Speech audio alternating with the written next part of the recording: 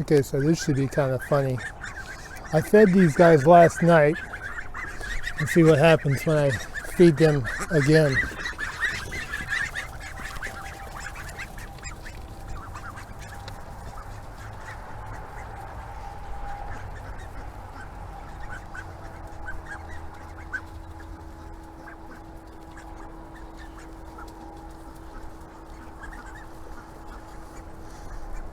That's what you call a duck feeding frenzy. Well, good morning, everyone, and welcome to the Collins Family Urban Homestead. I'm Larry Collins. Welcome to this Tuesday before Thanksgiving kind of day. Figured I'd take you along this morning and see what we can do about showing you the chores we got to get done. Not a lot to do today, really. I just kind of want to do a quick update on everything and probably talk to you a little bit about these guys. Some of the lessons I've learned. They've got about 2 weeks to go before they get processed. We'll kind of go into that a little bit, but in the meantime, what I've got to do is those guys got to come out and get fed. So do the chickens. So let me see if I can set you up somewhere and see if we can get this recorded. Okay, we'll be back.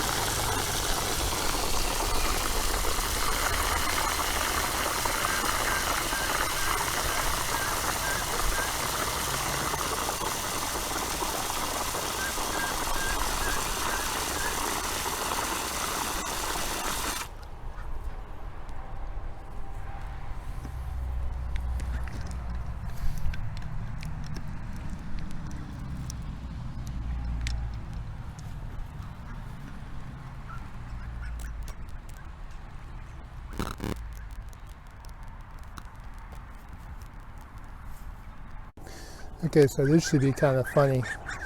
I fed these guys last night. Let's see what happens when I feed them again.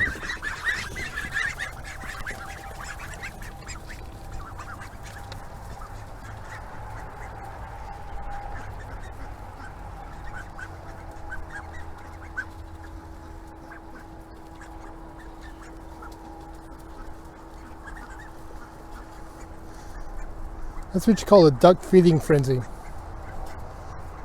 That's a 7-pound container of food I just gave them. And that will probably be gone in less than a half an hour.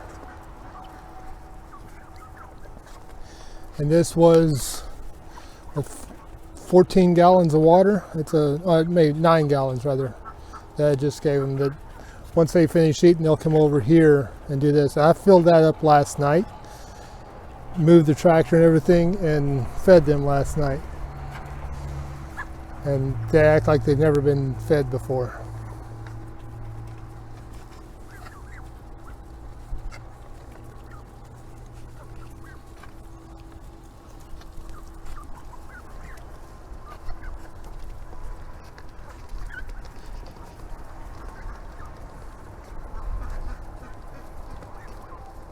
So let's go take care of the meat birds, what we're calling our pterodactyls.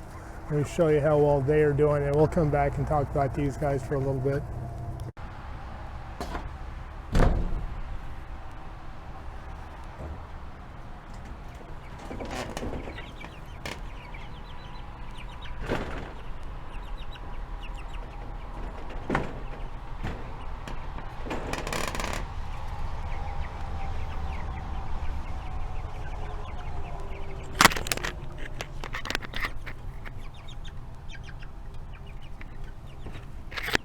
Ones are just 2 weeks behind the bigger ones there. The 3 big ones are the same age as the ducks, but you can see these guys are all doing pretty good, about the same. I do have one that's the same age, one other one that's the same age as these guys, but it's got a funky something going on with its leg. I'm not sure where it's at right offhand, probably underneath that one over there. But if I get a chance, I'll show that one to you in a little bit. I probably need to go ahead and give them a little bit of food. That one's almost empty. I'll have to come back and feed them a little bit later. Got that water there. That makes it easy for my wife to come out and add water if she needs to. But they're going through quite a bit of that. Like I said, I filled that up last night. So both sets of birds here are going through 7 to 14 pounds of food a day. So they're definitely going through a lot. These guys are all looking good. I haven't lost any of these guys. So everybody here has been doing good, and they're acting like chickens act. So I need to do some stuff to the bedding in here and add some more wood chips and stuff like that to it. So anyway, let's get over and talk about the ducks for a minute. After I'll give these guys some food, and we'll go talk to the ducks.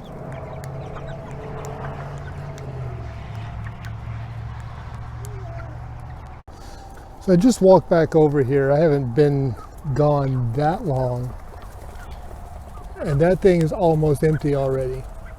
I'll probably fill that back up in a minute. But it is amazing. Just in a matter of 10-15 minutes, that thing is empty. So yeah, that's probably the one lesson I've definitely learned with these ducks, is they eat even more than the Cornish cross. You think Cornish cross eat a lot? These guys eat a lot more. I mean, we'll still give it. These guys, we'll still give it a little bit of time and see. You know, when these start getting up to the same age, whether they do the same amount of food or not. So we'll check that a little later on down the road. But as of right now, these guys are eating like mad. And also, one of the other thing is their manure load. Whereas the chickens tends to kind of get to be clumpy and hard kind of deal, it doesn't make near as much of a mess as the ducks do. The ducks is kind of very real wet and splatters out. And one of the things, this is a good size. This is a 5x10 chicken tractor, and there are 26 ducks I think in here, and this is really not big enough. So on the next adventure we do, I'm going to have to put this many birds in 2 separate tractors. Without that, that's a lot of birds for this small of a space, especially on the Pekin ducks. Chickens, you can get away with it from what I'm seeing so far. We'll still play that one out and see how that works out. But for the ducks, this is just too many for this kind of a tractor, and I don't have a choice. And there are only 2 weeks left to go before I actually get them processed. So that's the 2 major things that I've learned on this adventure, is just how much space that they need.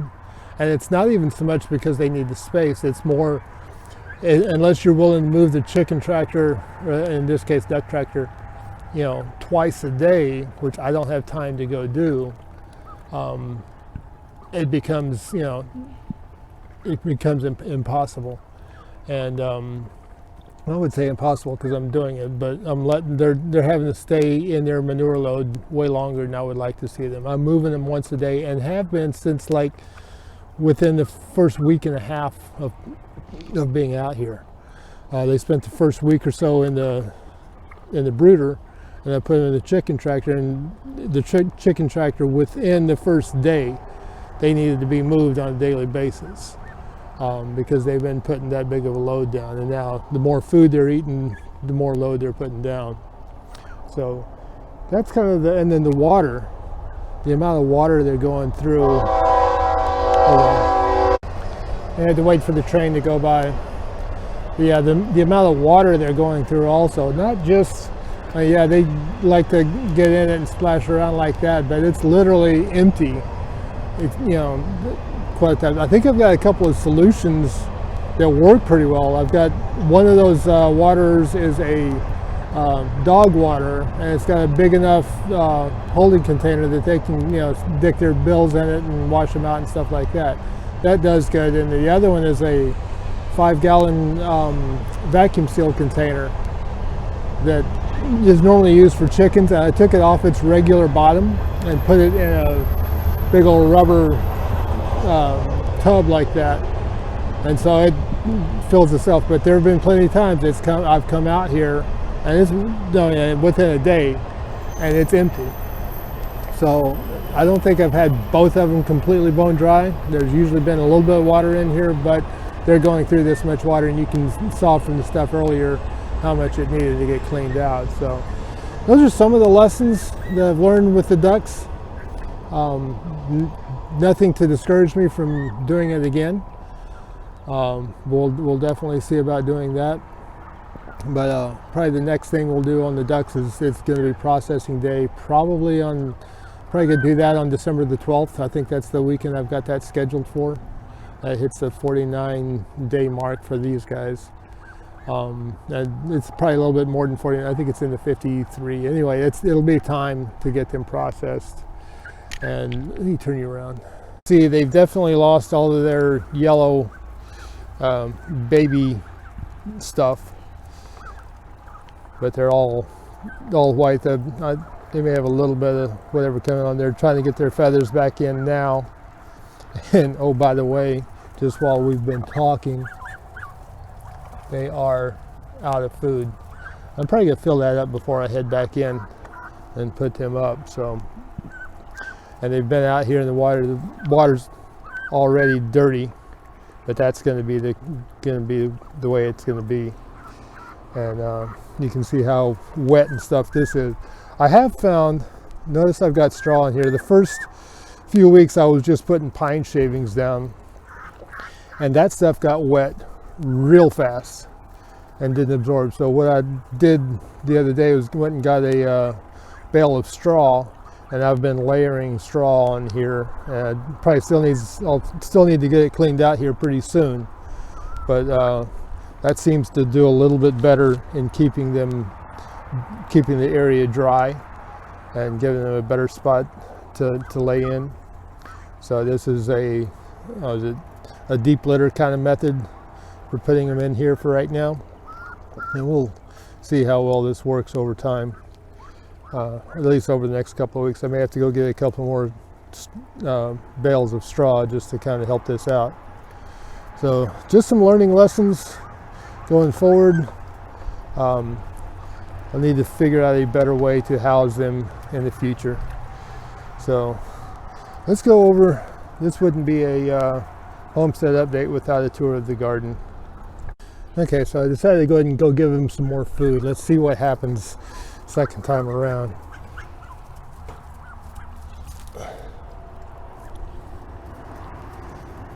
Maybe they all got to, well, maybe they didn't.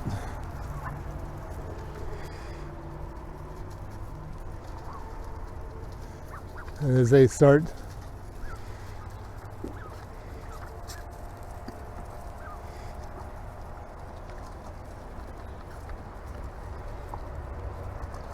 now, you saw me just fill that container up just a few minutes ago. Man.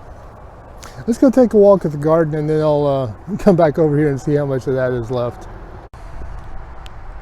So as usual, I have picked quite a few good radishes out of here. Bigger size, and I can go in there and take a look and see. The dill is doing great. I'm loving that. Carrots are doing pretty good. I haven't taken a look in there, haven't pulled any to see, but they seem to be growing pretty well. Rutabagas, I know I've got a couple in there that I'm definitely seeing some good roots on, so I'm going to give them a little bit more time. And the turnips, they're growing well. I'm not seeing any, a whole lot of roots being down at the bottom. I think I got one in there that's I could probably pick. I want to give it a little bit more time, but they're doing pretty good. The lesson learned there definitely is I need to not plant them as heavy as I did, and that was kind of accident, but kind of worked. And my peas are starting to flower, and we are a couple of days away from Thanksgiving, and I got peas coming on, getting ready to flower, and hopefully we'll have some peas soon. Peas for Christmas? That might be kind of cool. Yeah, so these are doing pretty good. And on this bed, some of the carrots are actually doing better than I thought they were going to. Some of them are really starting to kind of take off now, and some of the beets have started to take off. I've got the one good one over there. That one's doing pretty good. And so there's a few here and there on the beets. It's not going to be as many as I would have liked, but then we've got quite a few carrots, and we'll see how well they go. Of course, the garlic is still doing well. And then you got the onions up in here.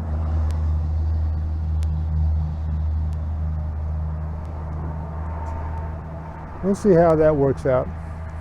And believe it or not, Malabar spinach is still alive and growing new shoots and stuff.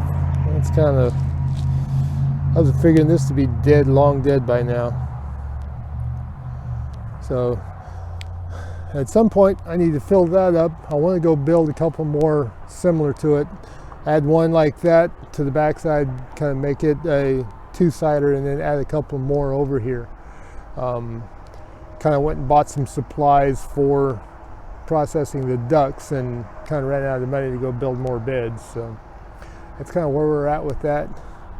Let's walk back over here. I'm going to take a look real quick. You can see cilantro. It's doing good. It's not huge or anything. This dill is not doing as well as the other over there, but I don't think it's got the nutrients and stuff in the soil here. The basil needs to come out.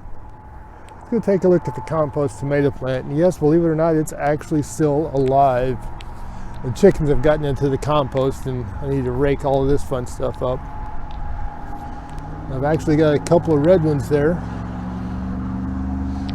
And it's not completely done yet, but it's pretty darn close. doing some compost at some point. I'm gonna have to get in here.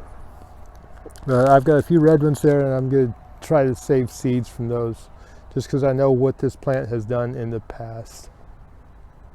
So let's take a look over and see how they're doing on food now after just a few minutes. Are you kidding me? It's like half done already. At least it looks like they're full and have finished eating. Now they're just all, I may have to come back out later and check the water. That's still full. Definitely have to check that later on in the day. Anyway guys, that's the update on the homestead this week. Hope you guys have a great Thanksgiving. Enjoy your time off if you have any, hopefully. Don't go crazy on the Black Friday shopping spree. It's less stressful to stay home and enjoy family, or at least stay home and enjoy the quiet. So anyway, God bless, have a great week, and we'll see you on the next video.